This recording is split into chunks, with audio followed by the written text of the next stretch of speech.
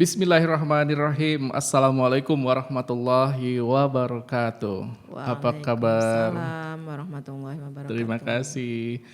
Alhamdulillahirabbil alamin wassalatu wassalamu ala asrofil anbiya wal mursalin wa ala alihi wa ashabi rasulillahi ajmain amma ba'du. Puji syukur kita sampaikan kepada Allah Subhanahu wa taala yang telah memberikan rahmat dan karunia-Nya sehingga Balafikom atau Vkommerce bisa menyaksikan Komunikama Podcast hari ini dengan sehat, tidak kurang satu apapun. Kalaupun dalam keadaan sakit, semoga diberi kesembuhan dengan segera. Ya, salawat dan salam tidak lupa kita sampaikan kepada junjungan kita Nabi Muhammad SAW dengan mengucapkan Allahumma sholli ala Sayyidina Muhammad wa ala ali Sayyidina Muhammad.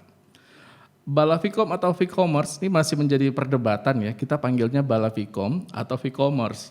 Ada dua sumbangsih saran gitu ya. Tapi boleh juga sih untuk Anda yang Vkommerce dan Balafikom yang menyaksikan podcast ini boleh memberikan komentar bagusnya apa yang kita tetapkan antara dua itu, Balafikom atau Vkommerce. Nah, podcast hari ini Komunikama Podcast, komunikasi di mana-mana. Menurut cerita hari ini kita akan ke salah satu sosok yang ada di Fakultas Ilmu Komunikasi Universitas Islam Riau dan beliau saat ini menjabat sebagai Kaprodi Ilmu Komunikasi Universitas Islam Riau, yakni Dr. Fatmawati SIP MM. Halo, apa kabar Bu Fatma? Halo, Assalamualaikum Pak Yudi. Waalaikumsalam Bu Fatma. Bu Fatma ini dipanggilnya enaknya Bu Fatma atau Bu Wati?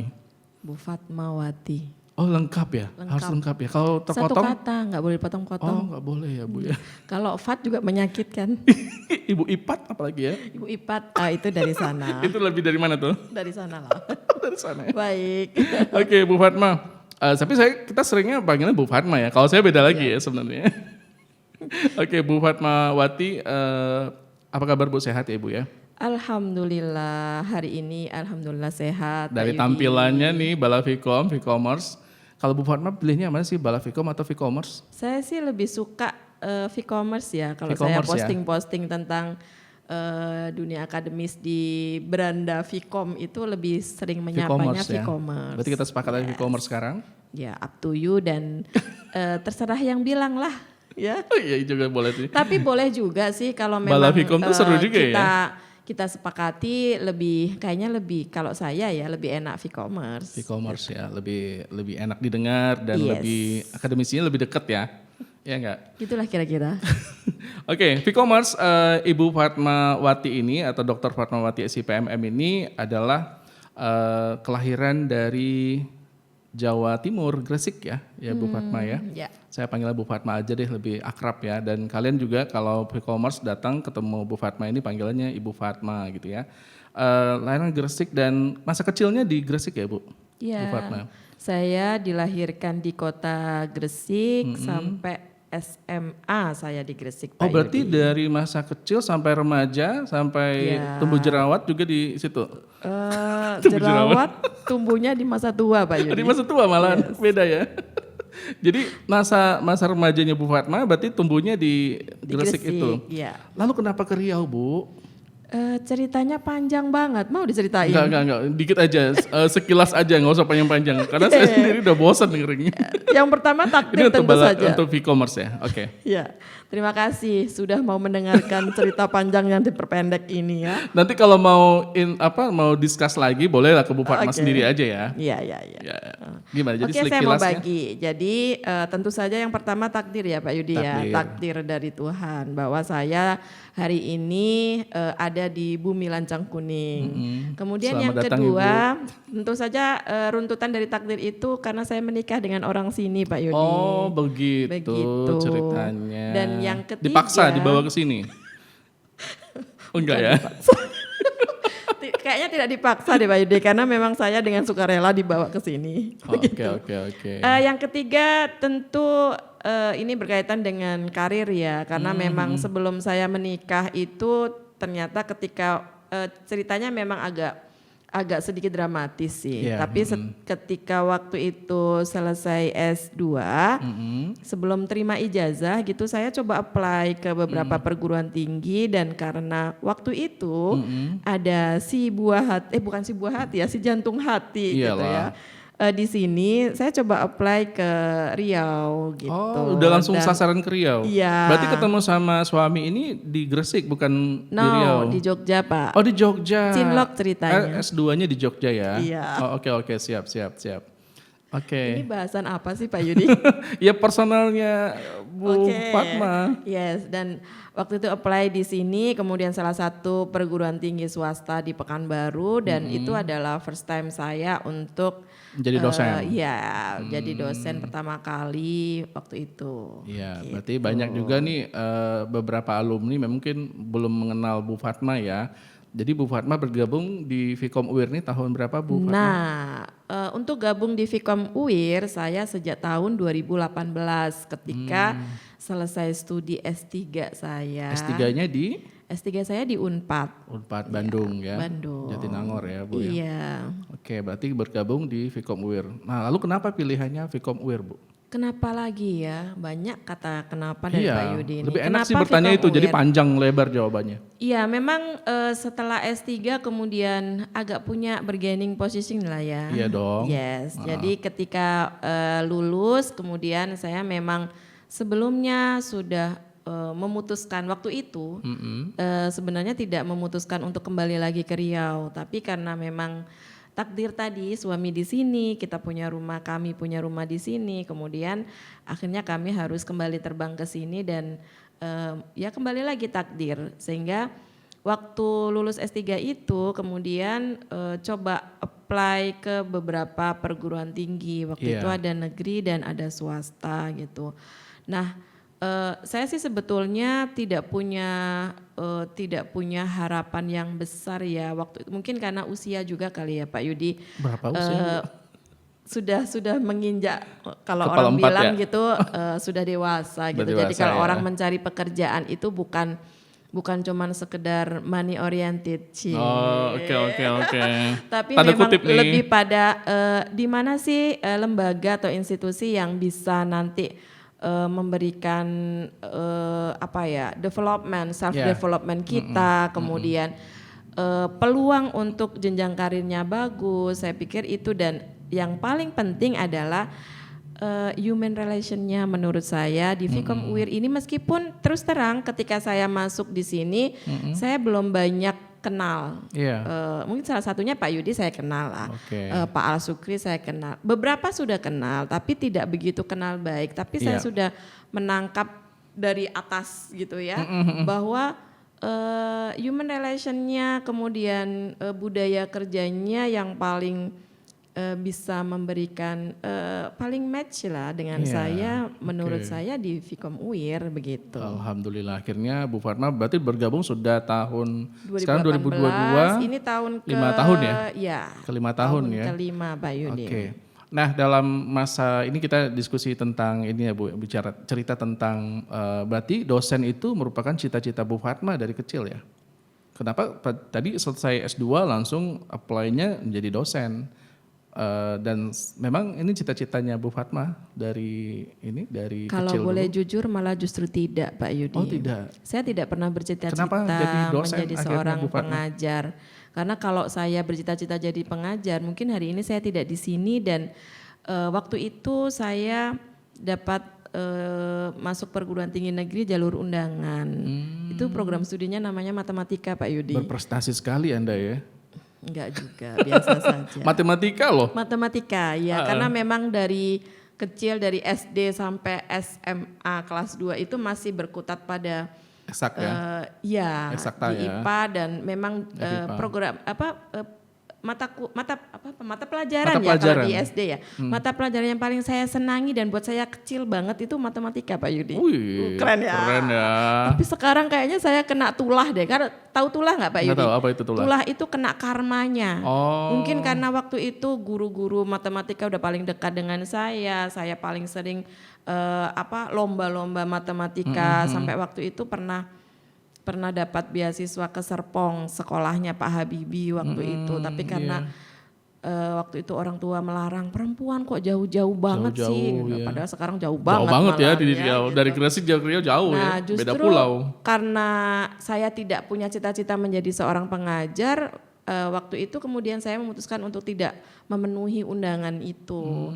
Saya masuk ke komunikasi, sebenarnya waktu itu cita-citanya ke HI sih, tapi Englishnya bad gitu ya. Jadi nggak masuk Pak Yud. Nah, takdirnya ke komunikasi, Baiklah. tapi benar-benar sekarang Jiwanya menemui Passionnya dunia jadinya ya? saya, passion saya communication. Komunikasi, keren. Kita beri aplaus untuk Bu Fatma, keren. Ini menarik ya, jadi perjalanan hidup seorang manusia itu kan kita tidak bisa menebak ya dari awal. Memang Allah lah yang menentukan takdir kita kemana ya Bu Fatma ya.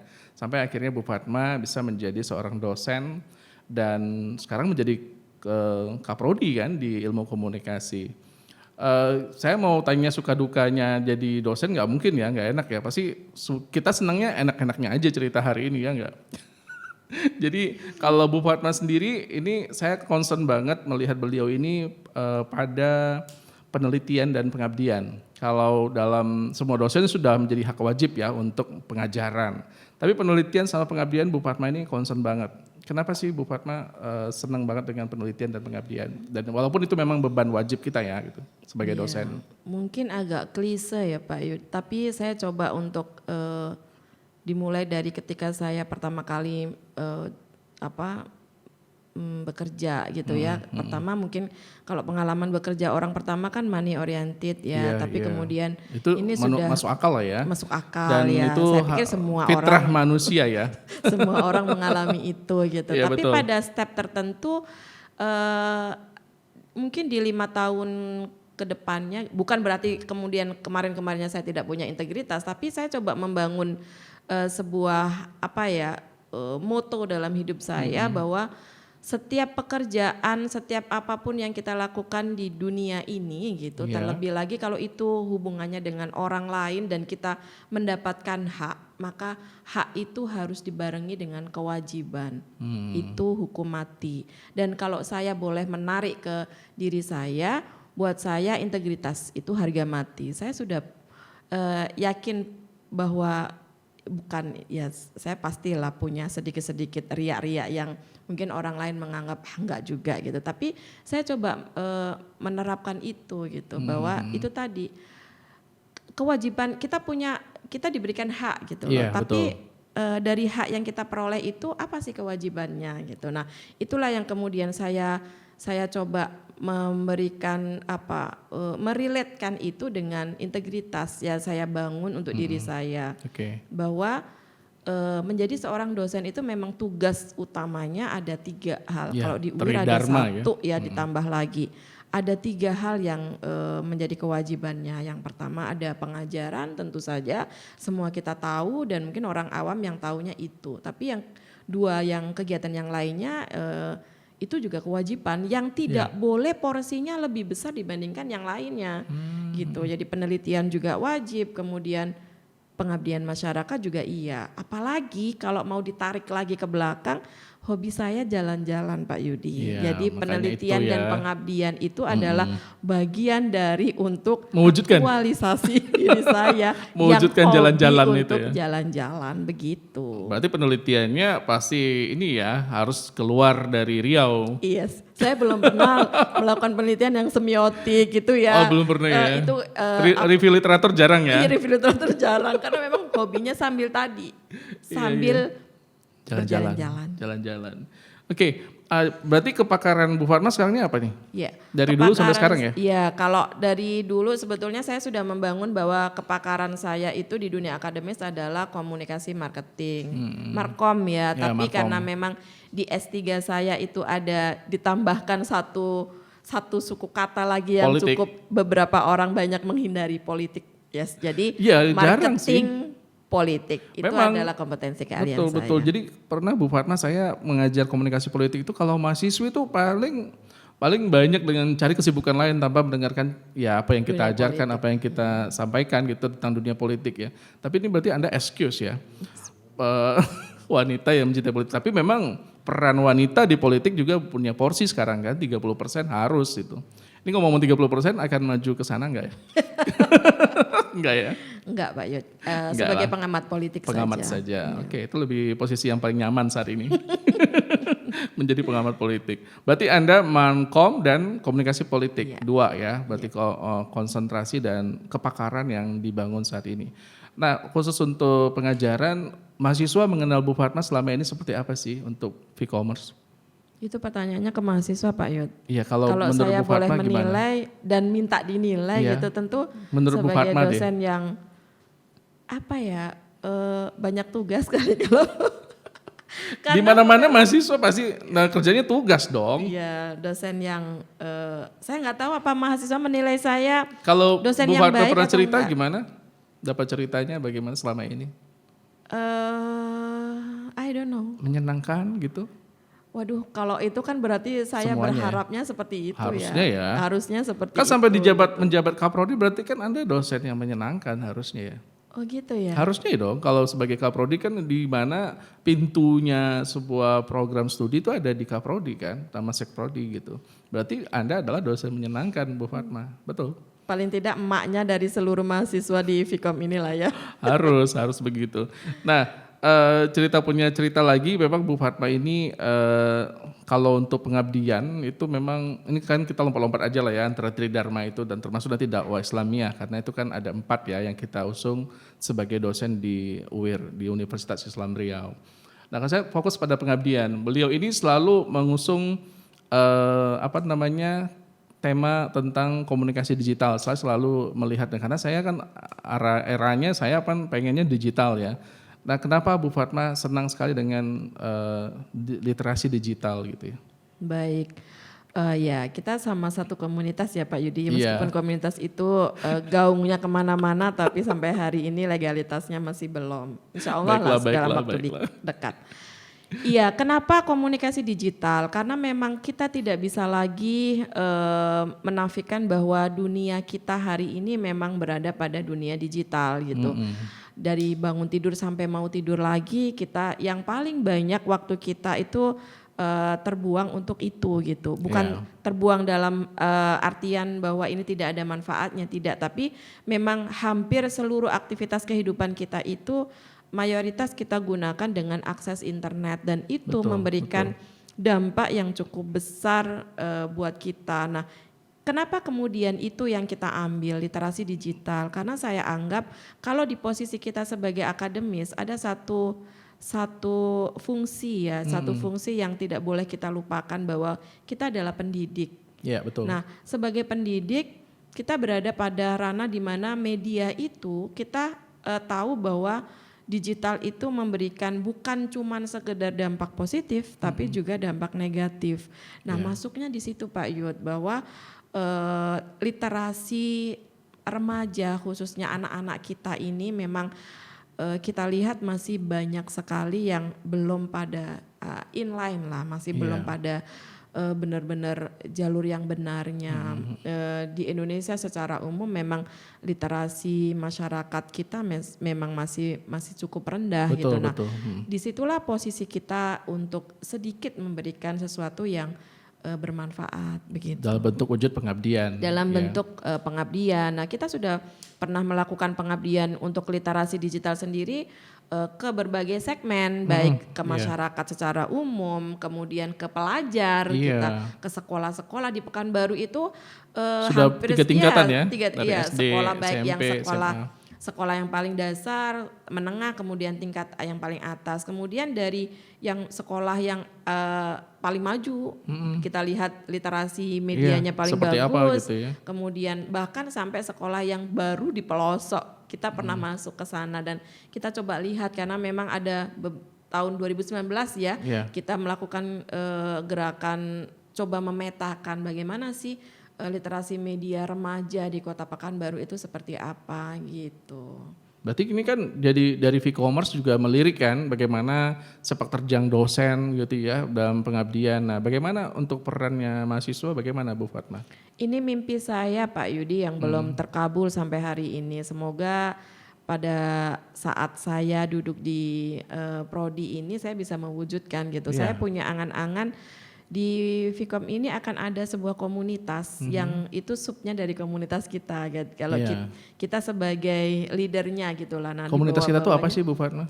Riau Literasi Community Pak Yudi. Riau Literasi Community. Boleh ya? Iya. Di sini ya. Jadi komunitas untuk literasi di Riau dan itu saya pikir tepat sekali kalau komunitas ini anggota-anggotanya adalah mahasiswa karena saya lihat di tingkatan pelajar sudah banyak. Nah, yang di tingkatan mahasiswa kita ini apalagi kita jurusannya komunikasi. Karena mahasiswa ini adalah agent of change kan, untuk agen perubahan dalam suatu peradaban apapun gitu, termasuk era digital ini. Berarti itu cita-cita Bu Fatma ke depan ya sebagai Kaprodi ini mudah-mudahan bisa terwujud. Amin. Amin ya rabbal alamin.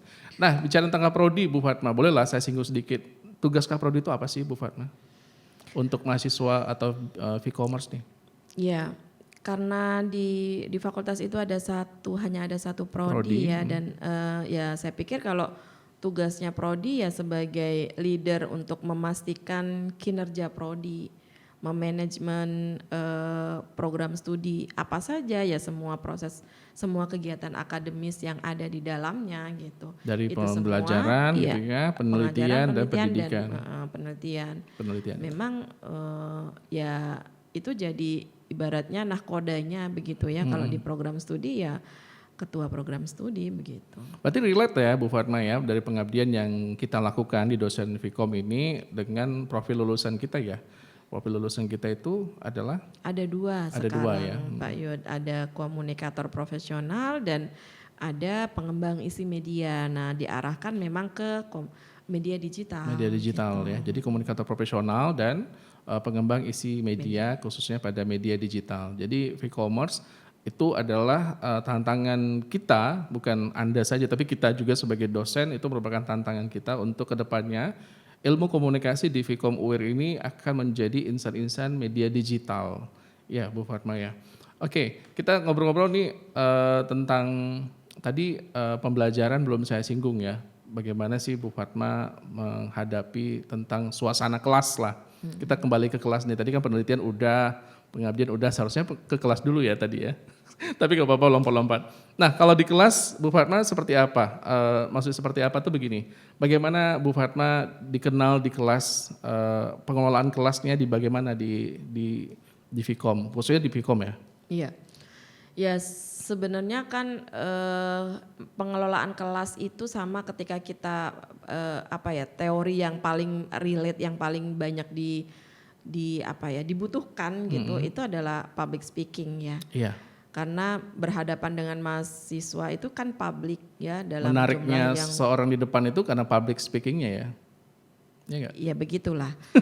Nah bagaimana pengelolaan kelas? Saya pikir kalau orang sudah terbiasa public speaking gitu, mengelola kelas itu sama ketika kita speech di depan podium, di hadapan orang banyak gitu. Cuman yang paling menonjol di kelas itu adalah memang pembicaraannya ya seputar akademis tentu saja. Nah, itu berhubungan dengan apa yang kita bawakan. Nah, saya pikir dosen-dosen ada 17 ditambah 3 nih Pak Yud, kita punya 20 dosen tetap di Fakultas Ilmu Komunikasi di Prodi punya 20 dan itu sesuai dengan kepakaran masing-masing. Mereka memang dibagi mata kuliahnya itu dengan sesuai dengan subjek yang mereka kuasai. Ya, kalau saya memang hampir seluruh mata kuliah saya itu memang mix antara teori dan praktis, kecuali satu, Filkom, filsafat komunikasi. Filsafat ilmu komunikasi. Memang kalau saya boleh berkata jujur gitu ya, membawakan ilmu praktis dengan ilmu teoritis itu praktis. Memang lebih susah menyampaikan teoritis gitu. Filkom itu saya pikir, saya bahkan pernah di tahun 2019 itu satu kelas, itu pernah saya remedial Pak Yud, satu kelas. Kok bisa? Saya ini mengevaluasi diri saya sendiri, ini kegagalan saya gitu. Tapi waktu itu dapatnya berapa kelas? 2 atau Dapatnya 3? dua. 2 kelas. Oh, Berarti tiga, kelas tiga, 1, tiga oh kelas. 3. Satu. 2 kelas lain nggak ada Dua kelas remedial? lain fine sih. Nah berarti kan Fine ada sih. kesalahannya di Iya, mana? saya agak membesarkan diri. Oh, yang kelas lain ternyata Iya, bisa gitu. aman Yang gitu kelas ya. ini kok tidak bisa gitu. Tapi saya coba mengevaluasi performance saya di kelas. Memang Oke. saya pikir bukan cuman sekedar kesalahan saya murni gitu, tapi juga bagaimana materi Filkom itu berat gitu, Iya, berat iya. untuk disampaikan karena ini adalah materi yang nantinya muaranya adalah ke penelitian mahasiswa gitu. Betul, Ini karena ini pondasi ya. basicnya, Oh, pondasinya. Bagaimana mahasiswa itu memahami apa sih sebetulnya hakikat komunikasi itu. Karena bicara tentang Filkom itu bicara yang sebetulnya tidak bisa kita selesaikan dalam satu semester. Karena dia sangat berkaitan dengan semua subjek yang ada dalam keilmuan kita. Misalnya kalau mahasiswa itu interest dengan politik gitu, maka dia harus mendalami dulu dong komunikasi politik itu seperti apa sih gitu. Iya. Padahal dia tidak tahu, belum mengambil mata kuliah itu gitu. Nah, bagaimana ketika kita ngomongin tentang epistemologi, padahal dia belum mengambil metode Iya, bingung penelitian gitu. Nah, berat gitu. Iya. Nah, oleh karena itu kemudian jadi apa ya, effortnya itu lebih besar. Sehingga saya sepakat kalau yang mengampu mata kuliah ini adalah kalau Pak Hari bilang itu kepala berat gitu. Kepala besar. Ya, salah satu dosen yang mantan Kaprodi dulu itu bilang seperti itu gitu. Jadi memang ini memang layak disampaikan oleh dosen-dosen yang memang bisa dengan cukup komprehensif menyampaikan apa sih ruang lingkup atau skopnya dari filsafat komunikasi itu apa gitu. Itu sisi kesulitan yang saya temui ketika saya harus menguasai kelas pada saat Filkom. Iya, apalagi ada yang remedial satu kelas itu ya. Iya. Emang satu kelas remedial? Satu kelas dan itu saya pengalaman benar-benar menarik remedial, mereka harus ujian ulang gitu. Tapi beda dengan 2 kelas lain ya, artinya dengan bersamaan semester yang sama 2 kelas lain selamat gitu ya. Selamat. Dan ini ada excuse ada pengecualian gitu ya dengan satu kelas yang ini.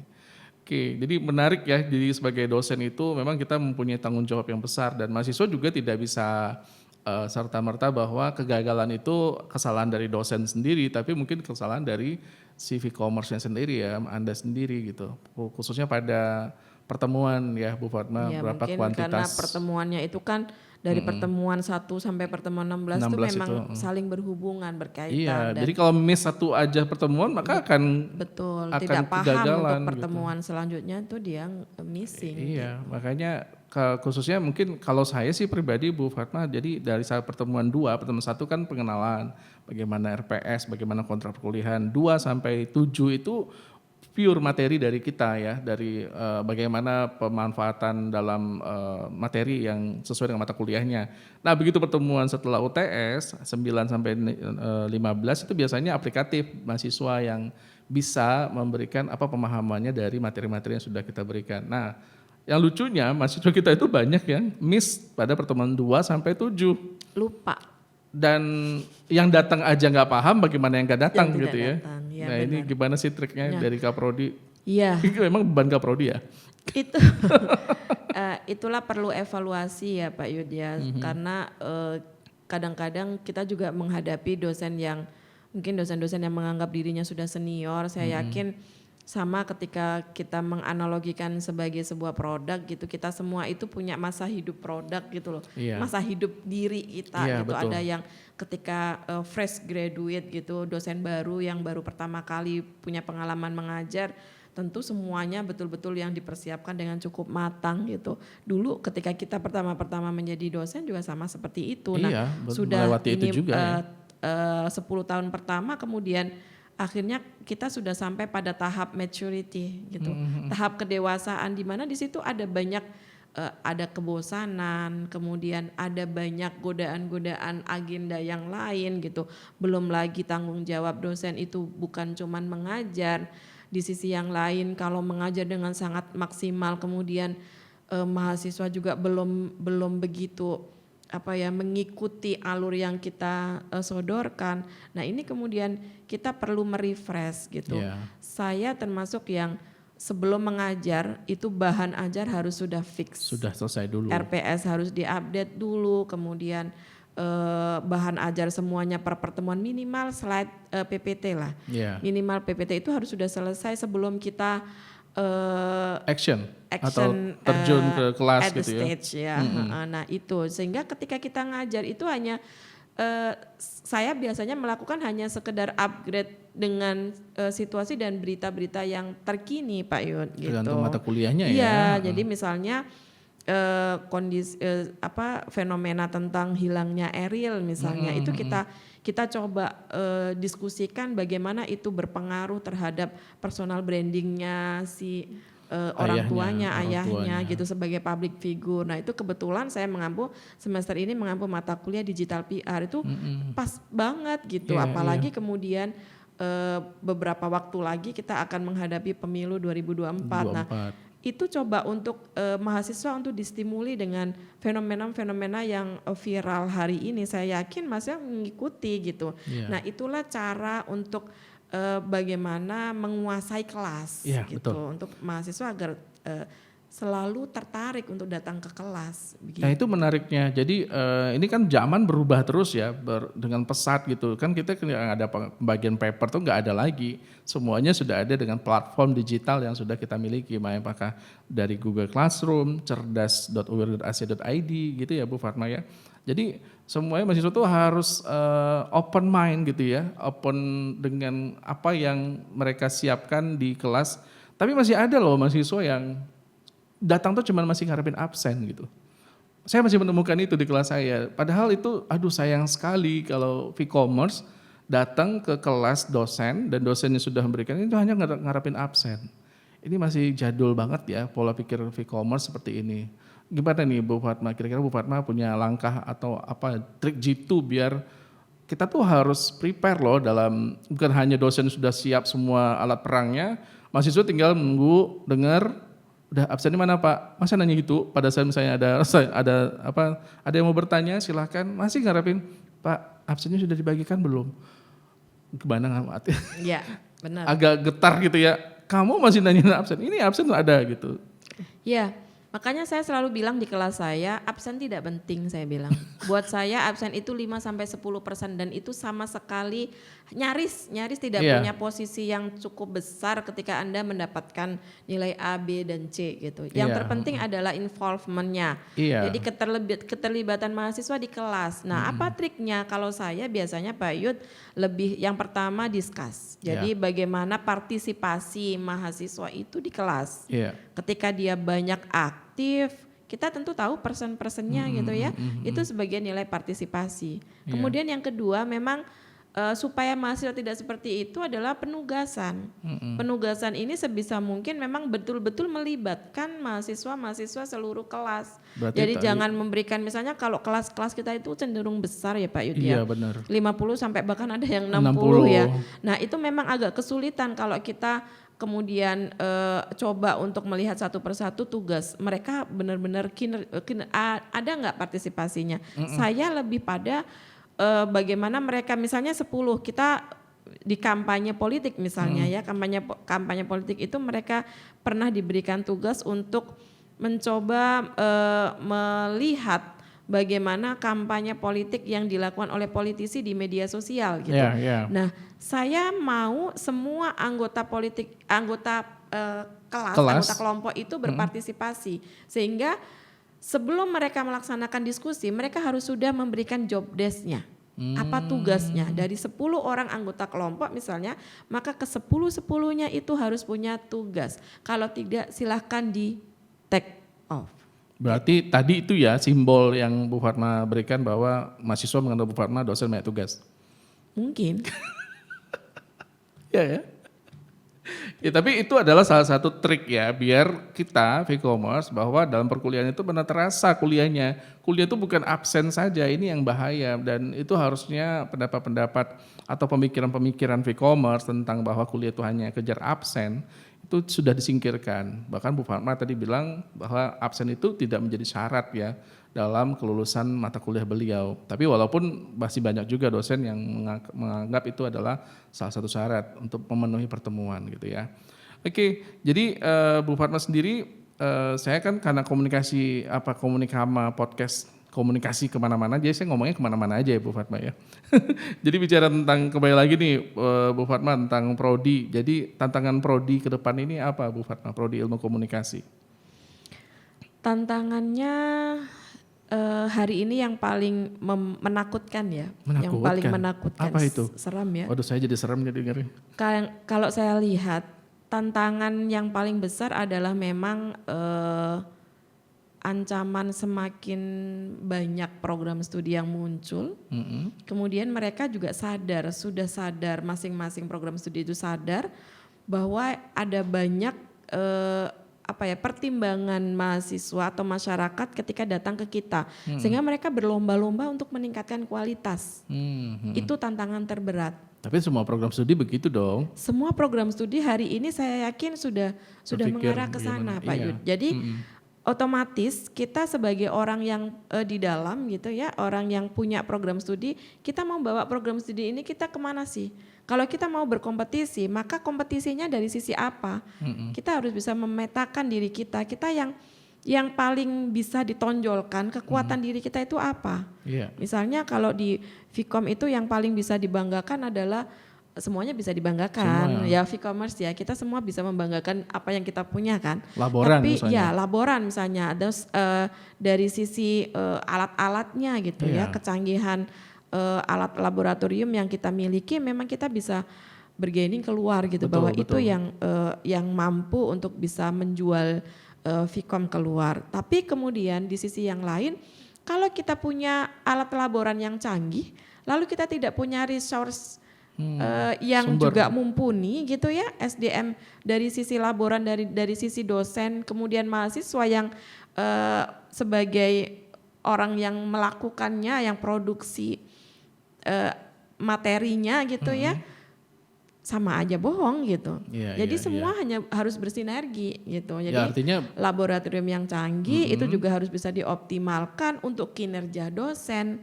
untuk bagaimana dosen itu melakukan kegiatan pengajaran dengan mengoptimalkan semua laboran dan alat-alatnya di dalamnya. Kemudian dari sisi penelitian juga kita bisa melakukan itu.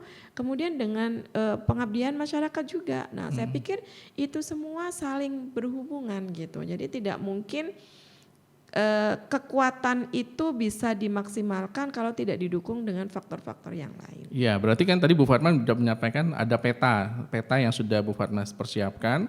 Insya Allah kita akan tetap maju dan tidak akan jalan di tempat ya, dengan apa kekuatan yang sudah disampaikan sama Bu Kaprodi tadi, bahwa ilmu komunikasi Vkom UIR tentu akan siap untuk menerjang dan berada dalam kompetisi-kompetisi yang ada dan menarik perhatian masyarakat khususnya ya, dan sehingga mahasiswa atau Vcommerce yang ada di Vkom UIR ini tidak akan merasa terabaikan, benar-benar memiliki Vkom UIR gitu ya Bu Fatma ya. Iya. Oke Bu Fatma, tidak terasa nih kita sudah sampai di ujung pertemuan kita di hari ini. Sudah ada kode dari laboran. Kita di Studio 2 ya, Studio 2 Vkom UIR. Yang ini memang khusus ruangannya ini adalah Bu Fatma khusus untuk Komunikama Podcast. Jadi kita akan produksi konten terus dengan mengundang pakar-pakar ilmu komunikasi, kemudian perbincangan-perbincangan ilmu komunikasi yang menarik up to date saat ini. Oh ya, untuk prodi agenda yang paling cepat adalah, yang paling dekat adalah magang ya. Ya, magang. Magang, ada 2 magang ya. Mungkin Bu Fatma boleh cerita sedikit. Tadi katanya udah mau pamitan. Iya, tapi ini menarik juga, biar nanti ini clue untuk kita ke depan, akan bicara ke depan lagi. Agenda yang paling dekat adalah ada 2, ada magang dan ada semester pendek. Saya kira kalau semester pendek nanti nunggu kuota ya Pak Yud ya, karena memang semester pendek itu tidak bisa dilaksanakan tergantung kalau peminat ya. Kuota atau mahasiswa yang mendaftar itu tidak mencukupi, yaitu 10 orang minimal satu kelasnya. Kita bahas yang magang ya Pak Yud ya. Oke. Vcommerce di Vkom UIR hari ini sudah sejak tahun 2020 kita sudah menerapkan kurikulum MBKM. Nah di kurikulum itu kita sudah menggunakan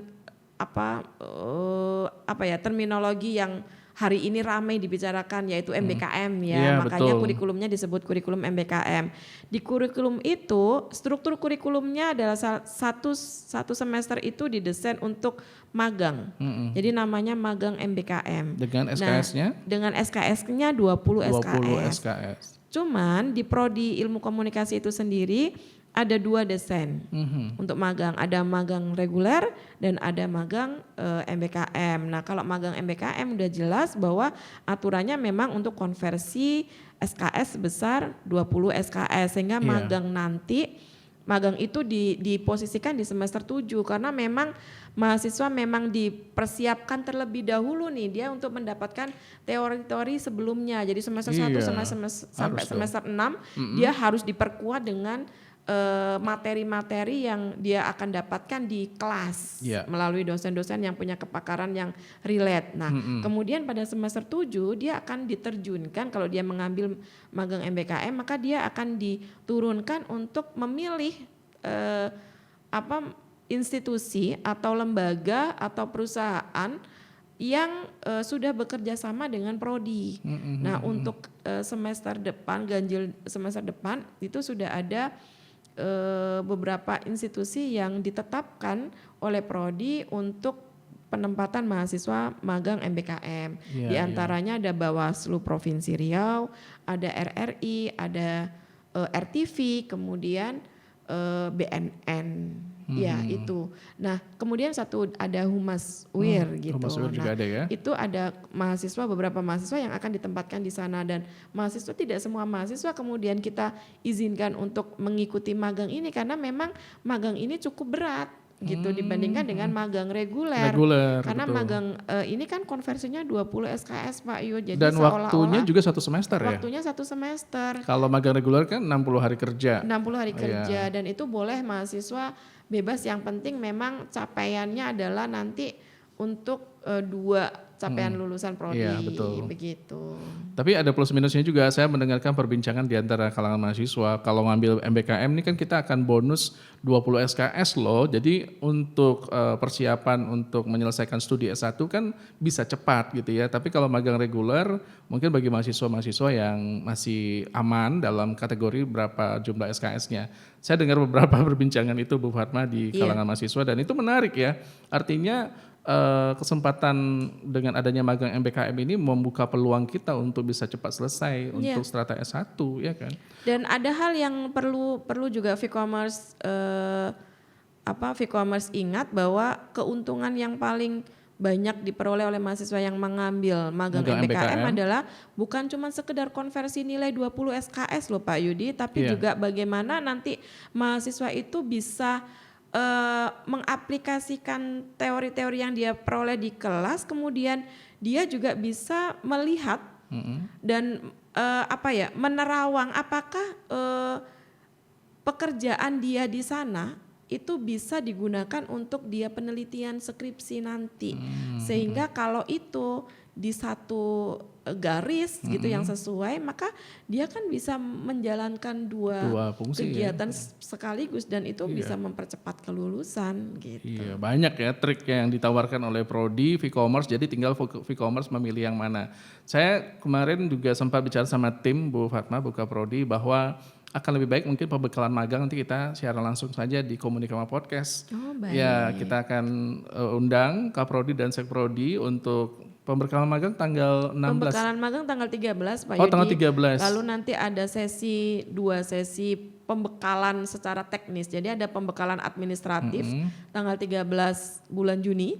Lalu nanti di akhir setelah UAS nanti kita belum menentukan fix jadwalnya, tanggalnya, tapi sudah ditentukan di minggu terakhir bulan Juni itu ada pembekalan teknis. Ya, jadi Komunikama Podcast ambil satu momen Bu Fatma, nanti kita bisa interaksi secara langsung di YouTube channel kita di Vcom UIR. Jadi nanti kita bisa interaksi langsung. Saya masih diskusi nih sama tim, mudah-mudahan ini bisa diakomodir oleh Komunikama Podcast. Jadi tanya jawabnya bisa langsung, apa yang terpikir oleh Vcommerce kan bisa langsung tercatat di sana, bisa kita jawab langsung di Komunikama Podcast ini. Mudah-mudahan bisa terlaksana ya oleh tim Komunikama Podcast. Terima kasih Bu Fatma. Sama-sama Pak Yudi. Atas penjelasan dan sekelumit tentang kehidupan tadi, menarik sih ya. Dari Gresik bisa langsung ke Riau. Cuma karena diboyong oleh suami rupanya. Terima kasih untuk V-Commerce yang sudah menyaksikan Komunikama Podcast. Agak terbata-bata ya menyebutkan Komunikama Podcast ini. Terima kasih juga untuk atensinya. Nantikan video-video selanjutnya atau tamu-tamu Komunikama Podcast selanjutnya di channel Vkom UIR. Terima kasih. Assalamualaikum warahmatullahi wabarakatuh. Waalaikumsalam warahmatullahi wabarakatuh.